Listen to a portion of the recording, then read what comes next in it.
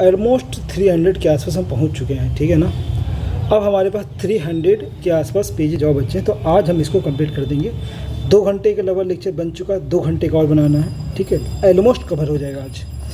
तो आज इस लेक्चर में हम शॉर्ट लिस्ट मतलब जो शॉर्ट की वगैरह है उसको हम देखेंगे, ठीक है।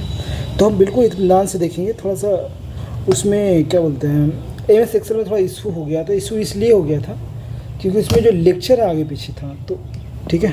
बट अगर प्रॉब्लम होगा तो आप खुद से एमएस एक्सेल का लेक्चर देख लीजिएगा, ठीक है ना। चलो देखते हैं। कंट्रोल+A जब भी आप दबाओ, ए जब भी आता है तो ऑल हो जाता है, ठीक है, सेलेक्ट हो जाता है, ठीक है। अगर हम कंट्रोल+B करते हैं तो बोल्ड हो जाता है, BOLD, ठीक है। अगर कंट्रोल+C करते हैं तो कॉपी हो जाता है, ठीक है। और कंट्रोल+D करते हैं तो हो जाता है डायलॉग, मतलब कि बॉक्स फ्रंट अक्षर, ये क्या है, डायलॉग बॉक्स फॉन्ट, मतलब इसका फॉन्ट में कुछ चेंज हो जाता है, ऐसा कुछ। ये तो कंट्रोल+D मैंने कभी यूज़ नहीं किया, तो आप देखना कि इसमें डायलॉग बॉक्स फॉन्ट है ना, ये डायलॉग बॉक्स फॉन्ट क्या कुछ आ जाते हैं, ठीक है। चलो कंट्रोल+E अगर देखेंगे तो जो सेंटर अलाइज्ड हो जाए, जैसे मान लीजिए आपका जो आप लिखोगे तो यहाँ से स्टार्ट होगा ऐसे, ठीक है। लेकिन अगर आप कंट्रोल+E देखो करोगे तो आपका सब मिला के ऐसे हो जाएगा, ठीक है। मतलब बीच में हो जाएगा, पेज के बीच में लिखाना शुरू कर देगा, ठीक है। समझ आ गया ना। तो इसको बोलते हैं कंट्रोल+E। कंट्रोल+F करोगे तो इसी कंट्रोल+F करोगे तो यहाँ पे एक सर्च करने का ऑप्शन आ जाएगा, फाइंड, ठीक है। एमएस वर्ड में फाइंड का ऑप्शन आ जाएगा, ठीक है। तो कंट्रोल+F फाइंड, कंट्रोल+G गो टू। और गो टू क्या है, गो टू नहीं पता कि कंट्रोल+G क्या है, मैंने यूज़ नहीं किया, बट इतना देख लेना कि कंट्रोल+G गो टू होता है। कंट्रोल+H होता है रिप्लेस, शब्दों को बदल देना, कंट्रोल+H। अगर कोई शब्द और कोई वर्ड जो है गलत लग रहा है, ठीक है, तो अगर आप वहाँ पर कुछ बदलना चेंज करना चाहते हैं तो कंट्रोल+H आप लगा सकते हैं एकदम ईजिली, कोई इशू नहीं है, ठीक है। कंट्रोल+I जो है ना, हमेशा आप इटालिक, जिससे अब लिखाएगा ऐसे झुका के लिखाएगा, ठीक है। मतलब ऐसे लिखाएगा, ऐसे ऐसे ऐसे हम लिखते हैं ना, लिखाएगा ऐसे ऐसे ऐसे RISCHIRAJ, ठीक है। तो इस टाइप का। तो कंट्रोल+ जो I होगा इटालिक लिखाएगा। कंट्रोल+J हो जाए justify अलाइग्न, JUSTY justify अलाइग्न, ALIGN align, ठीक है। अलाइन ही पढ़ा जाता है, अलाइग्न नहीं पढ़ा जाता है, अलाइन पढ़ा जाता है, ठीक है। तो जो अब कंट्रोल+ जो क्या था, कंट्रोल+ जो E था ना, तो उससे क्या होता है, बीच में हो जा रहा था ऐसे ऐसे। लेकिन अगर कंट्रोल+J टाइप करेंगे तो आपको शुरू से ऐसे दिखेगा, ठीक है। जैसे आप कॉपी में सटा के लिखते हो पैराग्राफ का, तो उस टाइप का दिखेगा। कंट्रोल+K हाइपर लिंक, ठीक है, हाइपर लिंक। कंट्रोल+K का मतलब हाइपर लिंक, ठीक है। कंट्रोल+L का मतलब आपको लेफ्ट अलाइन में आ जाता है। कंट्रोल+A तो इधर लिखाएगा, कंट्रोल+E हो जाएगा तो बीच में लिखाएगा, और कंट्रोल+K हो जाएगा तो दोनों तरफ लिखाएगा ऐसे बड़ा बड़ा, ठीक है। कंट्रोल+M का मतलब होता है इंडिपेंडेंट को घटाना बढ़ाना, ठीक है। मतलब इंडेंट को घटाना बढ़ाना, ठीक है। जैसे कंट्रोल+M जो करेंगे तो जो जारी रहेगा, ठीक है, तो इसको आप बढ़ा घटा कर सकते हो, इसको बढ़ा सकते हो, इसको नीचे ला सकते हो, ये उतना बड़ा हो जाएगा, ठीक है। तो कंट्रोल+M से क्या होगा, इंडेंट हो जाएगा, इंडेंट। कंट्रोल+M के इंडेंट, और कंट्रोल+N से न्यू डॉक्यूमेंट खुलेगा, ठीक है। मतलब जिस पेज में आप बना रहे थे एक नया पेज ओपन हो जाएगा, ठीक है। कंट्रोल+O का मतलब होता है, कंट्रोल+O का मतलब होता है आप किसी फाइल को ओपन करना है। जैसे मान लिया मुझे इस फाइल को ओपन करना है, मतलब ये आपको एक फाइल है, इसे ओपन करते हैं, क्लिक करने के कंट्रोल+F टाइप करोगे तो फाइल ओपन हो जाएगा, ठीक है। एक और हो सकता है कंट्रोल+F12, इससे फाइल क्या हो जाए, ओपन हो जाता है। कंट्रोल+P जो है प्रिंट आप निकाल सकते हो, कंट्रोल+P देकर प्रिंट कर सकते हो। एक और होता है कंट्रोल+Shift+F12, तो इससे भी आप प्रिंट दे सकते हो, ठीक है। तो यहाँ पे कंट्रोल+P क्या है, प्रिंट। कंट्रोल+O हो जाएगा ओपन, कंट्रोल+N न्यू डॉक्यूमेंट, M हो जाएगा इंडिपेंडेंट, कंट्रोल+L हो जाएगा लेफ्ट अलाइन, कंट्रोल+K हो जाएगा हाइपर लिंक, कंट्रोल+J हो जाएगा बीच में, ठीक है, सॉरी मतलब बड़ा वाला हो जाएगा, कंट्रोल+I इटैलिक हो जाएगा। तो इस टाइप का आपको याद रखें। कंट्रोल प्लस क्यू का मतलब कोई बाहर निकल जाना, ठीक है। जैसे कि आप कोई फाइल में आप बना रहे हो, ठीक है, कोई फाइल में आप काम करो, जैसे आप कंट्रोल प्लस क्यू डाल लेना, ये फाइल ऑटोमेटिक क्लोज हो जाएगा, ठीक है, सेव हो जाएगा, आप उससे बाहर चले जाओगे, ठीक है। कंट्रोल प्लस आई मीन्स होता है राइट अलाइन, ठीक है, इधर लिखाएगा, बीच में भी नहीं लिखाएगा, बीच में रहेगा ई वाला, ठीक है। लेफ्ट में कंट्रोल प्लस एल रहेगा लेफ्ट में, और कंट्रोल प्लस राइट रहेगा राइट अलाइन, ठीक है। कंट्रोल प्लस सेव अगर दिखाना हो तो, ठीक है, तो आप सेव करके रख सकते हो, ठीक है। शिफ्ट प्लस 12 आप सेव कर सकते हो, ठीक है। उसके बाद आप कंट्रोल प्लस टी है जो टेबल आप बना सकते हो इस टाइप का।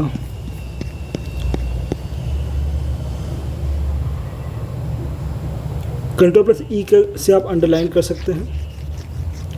कंट्रोल प्लस डब्ल्यू का से आप क्लोज विंडो कर सकते हो, डब्ल्यू से आप क्या कर विंडो को ही क्लोज कर सकते हो, ठीक है। विंडो के क्या कर सकते हो, क्लोज कर सकते हो, ठीक है। कंट्रोल प्लस एक्स से कट कर सकते हो, कट है ना, तो कट हो गया। कंट्रोल प्लस डब्ल्यू से विंडो क्लोज कर सकते हैं। कंट्रोल प्लस वी से पेस्ट कर सकते हैं। कंट्रोल प्लस यू से आप अंडरलाइन कर सकते हैं। कंट्रोल प्लस इससे सेव कर सकते हैं, आई से, ठीक है, ये आपको ध्यान रखना है। कंट्रोल प्लस बाई से आप रीडो कर सकते हैं, रीडो, जिसे मान लीजिए रीडो का मतलब होता है अगर कोई आपने डिलीट कर दिया है, नहीं अगर आपने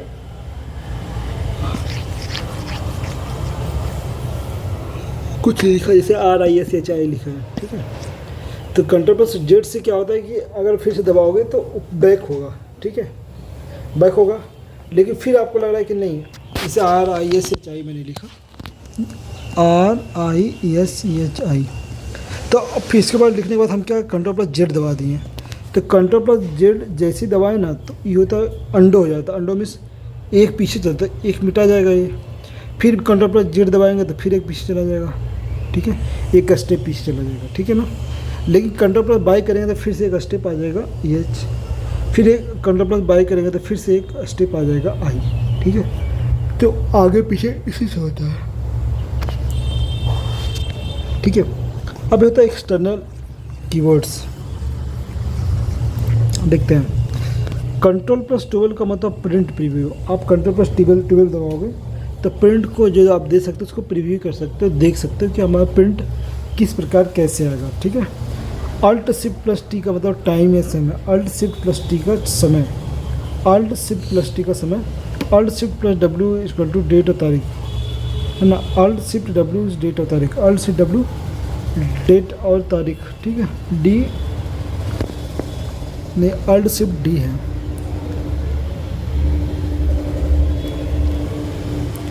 कंट्रोल प्लस 7 से स्पेलिंग बर्तनी आप देख सकते हो, ठीक है। और शिफ्ट प्लस 7 से आप सैनो समानार्थी शब्द को ऐसे कुछ देख सकते हो। यह फाइल से फाइंड प्लेस या गो टू कर सकते हो, आप कहीं जाना है, जैसे मान लीजिए आपको, आप फर्स्ट पेज पे हो, आपको जाना 80 नंबर पेज में, ठीक है, तो यह फाइल करोगे तो एक ऑप्शन आएगा वहाँ पे कि कौन से पेज में जाए, तो आपको टाइप करना है 106 पेज, तो तुरंत आपको 106 पेज पे पहुँचा देगा, ठीक है। तो हो जाएगा गो टू।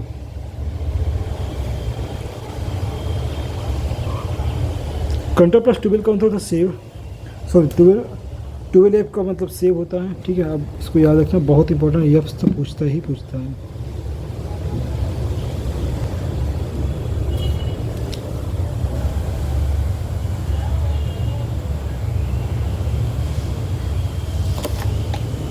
ठीक है, F12 का मतलब होता है save. Control shift plus F का मतलब फॉन्ट, ठीक है, फॉन्ट होता है अच्छा। कंट्रोल शिफ्ट प्लस एफ क्या होता है, फॉन्ट, अच्छा, ठीक है।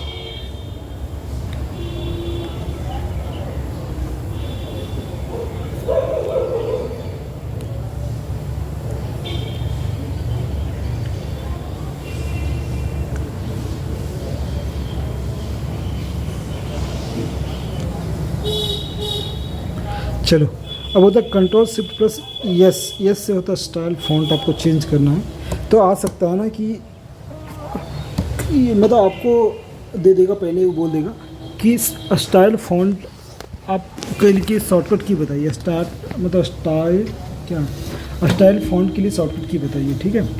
तो आपको इसमें क्या करना है,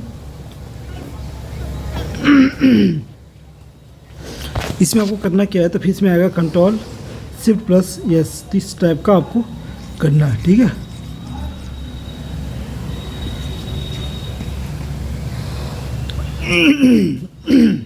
अगर फ़ॉन्ट साइज अगर आपको कुछ करना है तो आप पी आपको कर सकते हो, कंट्रोल मतलब सी हो गया, एस हो गया, पी हो गया, CSP। तो साइज फ़ॉन्ट, ठीक है, फ़ॉन्ट का साइज को आप डिटरमाइन कर सकते हो। कंट्रोल प्लस एस्केप का मतलब होता है कि स्टार्टिंग मेन्यू पे आपको चले जाना है, स्टार्टिंग मेन्यू को डिस्प्ले करने के लिए, ठीक है। Control plus shift plus escape में करेंगे तो टास्क मैनेजर पे जाने के लिए, टास्क मैनेजर, ठीक है, टास्क मैनेजर पे आप चले जाओगे। विंडो प्लस एम करोगे, विंडो प्लस एम करोगे तो खुली विंडो को मिनिमाइज करने के लिए, ठीक है, विंडो प्लस एम खुली विंडो को मिनिमाइज करने के लिए। जैसे मान लीजिए पूरा वेब पेज खुला हुआ है, ठीक है, विंडो में,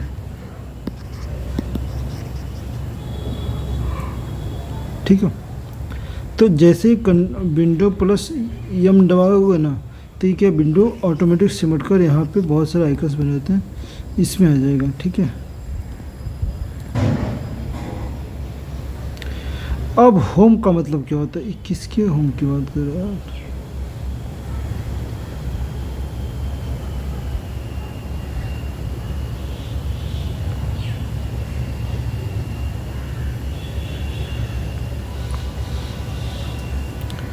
देखो किसी भी चीज़ में होम जो होता है ना, वो देखो किसी लाइन की शुरुआत या स्टार्टिंग में आने के लिए,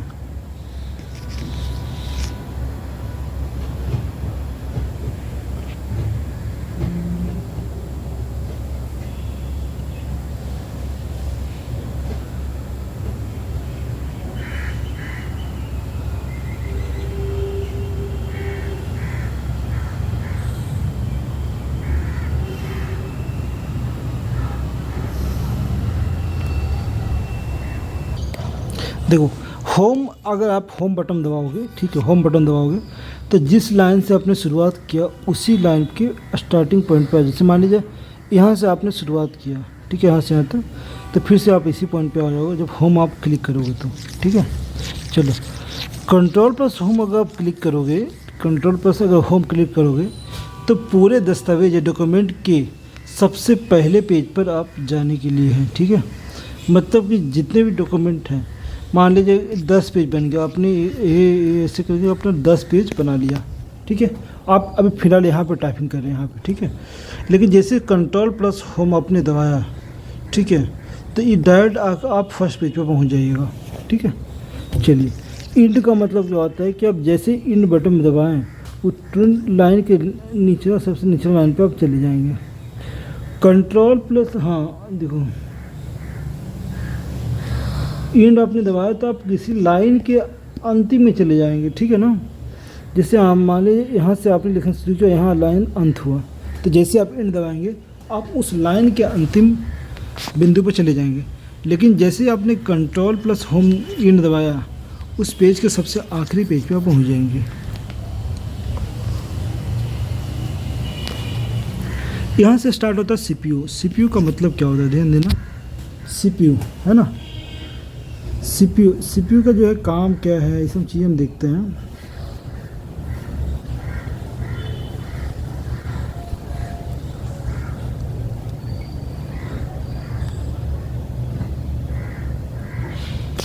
देखो central processing unit, CENTRAL, central PROCESS unit, central processing unit इसको कहते हैं CPU, ठीक है। चलो बोलता है जैसे हमारे शरीर में हमारा मस्तिष्क है ना, मस्तिष्क होता है, ध्यान रखना, जिस प्रकार हमारे शरीर में मस्तिष्क होता है उसी प्रकार कंप्यूटर में CPU होता है। मस्तिष्क हमारे शरीर की प्रक्रियाओं को कंट्रोल करता है, ठीक वैसे ही कंप्यूटर में CPU उसके भीतर और बाहर हो रहे सभी प्रक्रियाओं को नियंत्रित करता है। खासकर इसीलिए ही CPU को ब्रेन ऑफ द कंप्यूटर कहा जाता है। बात ख़त्म। तो CPU को ब्रेन ऑफ द कंप्यूटर इसलिए कहा जाता है क्योंकि जिस प्रकार ये खुद को कंट्रोल करता है इंसान, उसी प्रकार AI भी खुद को कंट्रोल करता है। समझ में आया? चलो बोलता है यह यूज़र द्वारा दिए गए सभी इंस्ट्रक्शन को हैंडल करता है और CPU की कंपनी की कैपेसिटी के रूप में ऊपर है, सॉरी इंस्ट्रक्शन को हैंडल करता है, और यह सीपीयू के कैपेसिटी के ऊपर है कि वह कितनी जल्दी किस हिसाब से इंस्ट्रक्शन को प्रोसेस करता है। जितनी जल्दी वो कर सके उसे उतना ही बेहतर एफिशिएंट सीपीयू माना जाता है। ठीक है, चलो आगे चलें।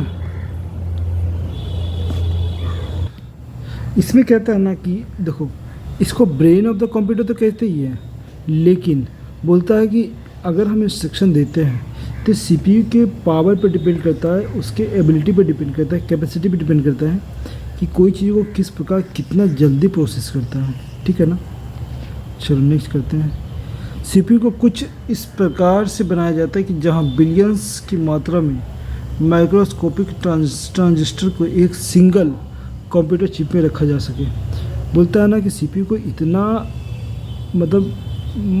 कम मात्रा ऐसा बनाया जाता है कि बिलियंस ऑफ माइक्रोस्कोपिक ट्रांजिस्टर को एक सिंगल कंप्यूटर में चिप में रखा जा सके। यही ट्रांजिस्टर की मदद से ही सभी कैलकुलेशन को किया जाता है जिनकी ज़रूरत प्रोग्राम को रन कराने के लिए किया जाता है, जो कि सिस्टम के मेमोरी में स्टोर होता है। ठीक है, तो सीपीयू बोलता है ना कि सीपीयू को इस प्रकार बनाया जाता है कि उसमें जो मेमोरी होता है ना वो बिलियंस ऑफ माइक्रो ट्रांजिस्टर लगे होते हैं, जो उसी एक कंप्यूटर में वो उसको हटा देते हैं। ठीक है, इसका मतलब अगर 1600 में बैटरी दे रहा है तो ये सही बैटरी नहीं है।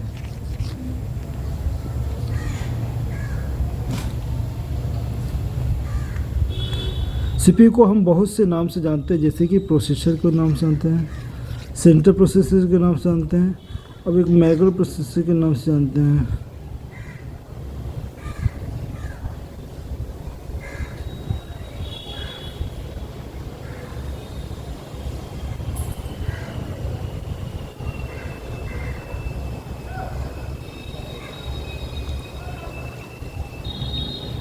देखो, सीपीयू टेक्नोलॉजी में जो भी एडवांसमेंट होते हैं उनमें एक चीज़ को ज़्यादा अहमियत दी जाती है, वे ये है कि कैसे ट्रांजिस्टर को छोटे से छोटे किया जा सके, या इसलिए क्योंकि इससे उन सीपीयू से ज़्यादा एफिशिएंट बनाया जा सके और उसकी स्पीड को कई गुना बढ़ाया जा सके। जिसे हम बोलते हैं ना कि आज जो है कैलकुलेशन बहुत फास्ट है। जैसे मैंने पहले जो कंप्यूटर था बहुत स्लो चलता था, अब जो कंप्यूटर हो गया है ना वो काफ़ी फास्ट चलता है।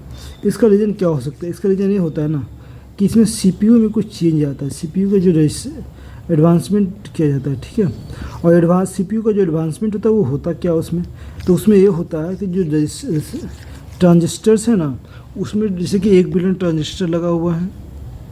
ठीक है, उस ट्रांजिस्टर को बढ़ाकर 2 बिलियन कर दिया जाए। ठीक है, 2 बिलियन ट्रांजिस्टर, इससे क्या होगा ना कि ये काम ज़्यादा कर पाएगा, एफिशिएंट तरीके से कर पाएगा। ठीक है ना, इस चीज़ के बारे में सबसे पहली बार वैज्ञानिक जिसका नाम मोरे हैं उन्हें कहा गया, इसीलिए इन चीज़ को मोरेज लॉ भी कहा जाता है।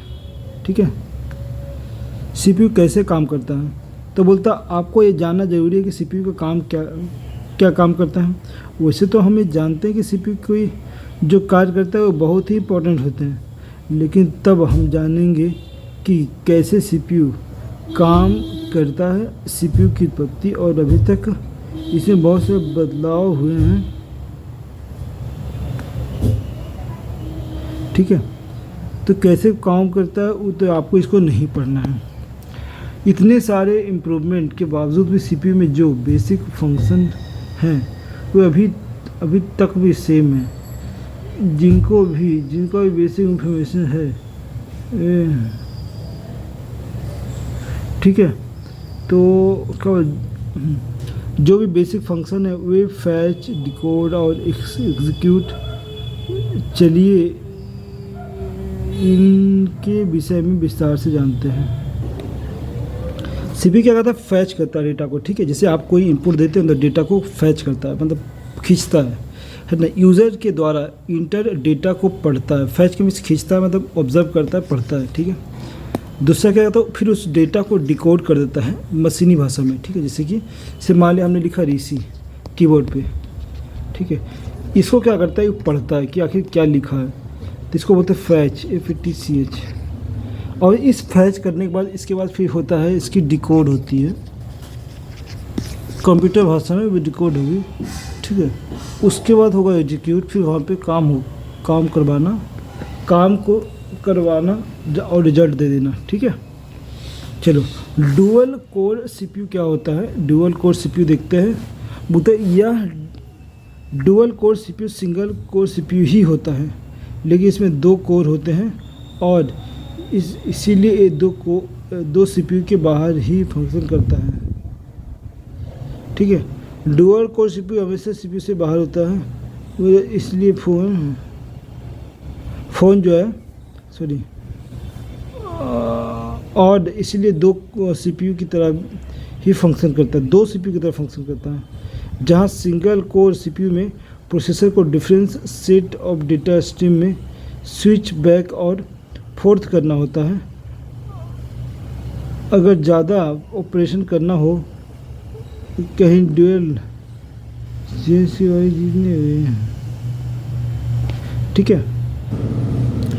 तो अपना प्रोसेसर देखो, फिर कंप्यूटर की प्रोसेसर पहचान के लिए आपको कंप्यूटर के ऊपर राइट क्लिक करना पड़ेगा और प्रॉपर्टी में जाना पड़ेगा, उसके बाद सेलेक्ट करना पड़ेगा। इसमें आपको प्रोसेसर के बारे में पता चल जाएगा कि वो 32 बाइट या 64 बाइट है, ठीक है। तो आपको प्रोसेसर को आपको पता कर सकते हैं। चलिए इसमें नेक्स्ट देखते हैं VoIP, हमें पढ़ा था, ठीक है। जब इंटरनेट के माध्यम से मुक्त में VoIC कॉल की जाती है तो इसे VoIP कहते हैं। जब इंटरनेट के माध्यम से फ्री में वॉइस कॉल की जाती है तो इसको VoIP कहते हैं, ठीक है। बिना कॉलिंग रिचार्ज के इंटरनेट पर ध्वनि से रिलेटेड कार्य करना, ठीक है, बिना रिचार्ज का, ठीक है, बिना रिचार्ज का कॉल करना, ठीक है, ध्वनि रिलेटेड कोई काम करना, उसको बोलते हैं VoIP, voice over internet protocol.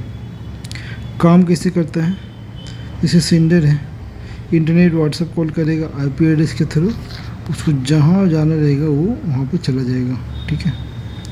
VoIP से रिलेटेड इम्पॉर्टेंट पॉइंट, VoIP को IP टेक्नोलॉजी भी कहा जाता है। VoIP पर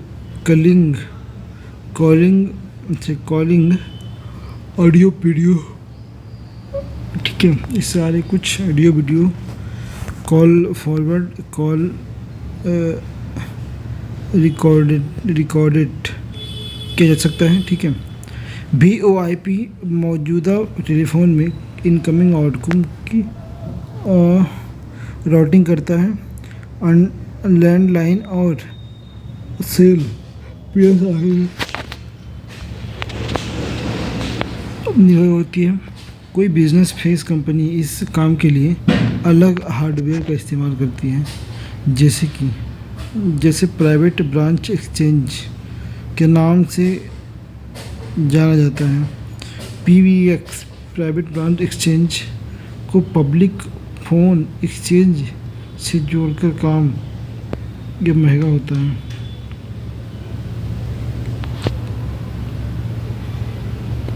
पब्लिक ब्रांच एक्सचेंज की तुलना में VoIP सस्ता मेथड है, इसीलिए VoIP का इस्तेमाल ज़्यादा किया जाता है, ठीक है। VoIP काम क्या है, तो बोलता है आपका फ़ोन आपके लेन के स्विच या राउटर से कनेक्ट होता है, ठीक है। जब किसी टेलीफोन नंबर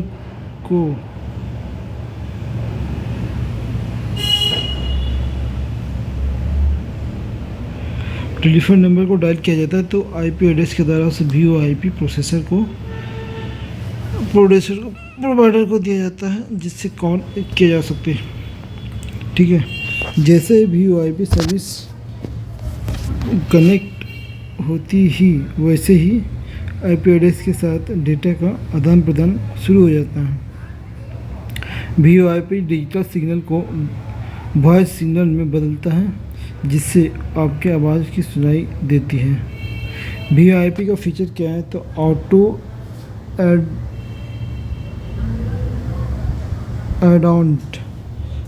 एडॉन्ट खुद जुड़ जाता है, मोबाइल एप्लीकेशन से जुड़ जाता है, ठीक है। HD high definition calling quality होगा,